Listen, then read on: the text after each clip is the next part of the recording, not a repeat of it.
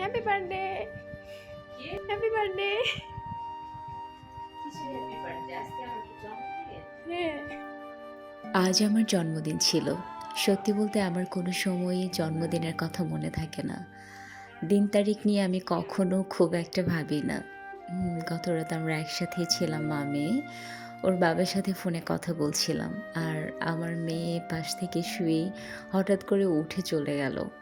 আর অনেকক্ষণ পরে দেন হচ্ছে আমার রুমে এসে সবগুলো লাইট অন করে দিয়ে আমাকে উইশ করল।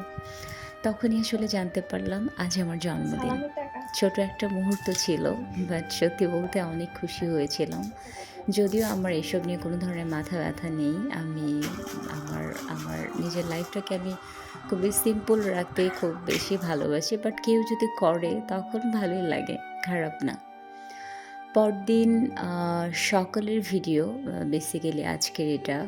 সকালে ঘুম থেকে উঠে দেন হচ্ছে আমি রেগুলার বেসিসে যে আমার কাজকর্মগুলো থাকে সেগুলো করে দেন হচ্ছে আমি এখন একটু মেডিসিন নিব। আসলে আমার সাপ্তাহিক প্লাস হচ্ছে রেগুলার কিছু মেডিসিন আছে। সো আজকে সাপ্তাহিক মেডিসিনগুলো খাচ্ছিলাম। দেন হচ্ছে আমি একটু মনে, মনে ভাবছিলাম এই হাত দিয়ে আমি কত মানুষের জন্য জন্মদিনের কেক কিনেছি, কত উপহার কিনেছি, কত সারপ্রাইজ প্ল্যান করেছি। অনেক মানুষকে খুশি করার ট্রাই করেছি।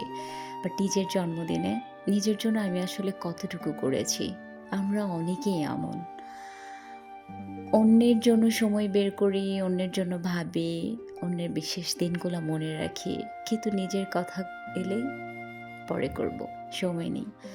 এগুলো আমার জন্য না। অথচ সত্যিটা হলো আপনি যদি নিজের জন্য সময় না বের করেন, তাহলে পৃথিবীর কেউ এসে আপনার হয়ে সেটা করবে না।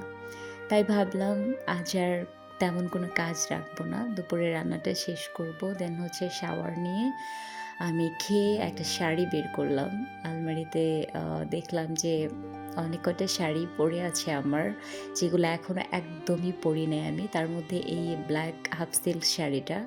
আসলে এটা একটা ভাইরাল শাড়ি ছিল তখনকার, বাট কখনো আর পরা হয়নি। আর আমার সাজ বলতে আপনারা সবাই জানেন যারা আমার ভিডিওস দেখেন, আমি খুবই সিম্পলভাবে থাকার চেষ্টা করি। আর তেমন আমি সাজ-টাজ পারিও না। তবুও এগুলো করতে, করতে প্রায় সন্ধ্যা হয়ে গিয়েছিল। এবার আমার মেয়ের বইটা একটু আমি হাতে নিলাম। যেহেতু আমার বই পড়তে অনেক বেশি ভালো লাগে। আর এই জায়গাটাতে জানেন আমি সত্যি অবাক হয়েছি। গতকালকে লাইব্রেরিতে গিয়েছিলাম। দেন কেন জানি এই বইটা আমার চোখে পড়ে, আবার কি জানি মনে করে না আমি রেখে চলে এসেছি। বাট বাসায় এসে বইটার কথা কাউকে আমি বলিও নাই। এমনকি আমি নামও নেইনি। বাট জন্মদিনে গিফট খুলে যখন এই বইটা দেখলাম, আপনারা বিশ্বাস করবেন না।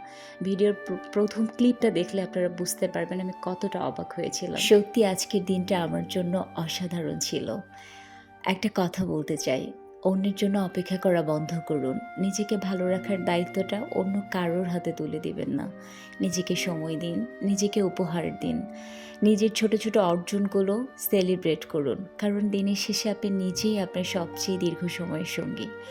আর যে মানুষটা সবসময় আপনার সাথে থাকবে সে হলো আপনি নিজে।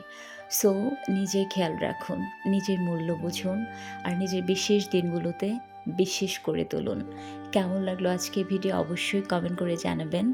আর গতকাল থেকে যারা আমাকে উইশ করে যাচ্ছেন ফেসবুকে, তারপরে হচ্ছে হোয়াটসঅ্যাপে, ফোনে, তাদের জন্য আমার ভালোবাসা অবিরাম। আপনাদেরকে অসংখ্য ধন্যবাদ। আল্লাহ হাফেজ।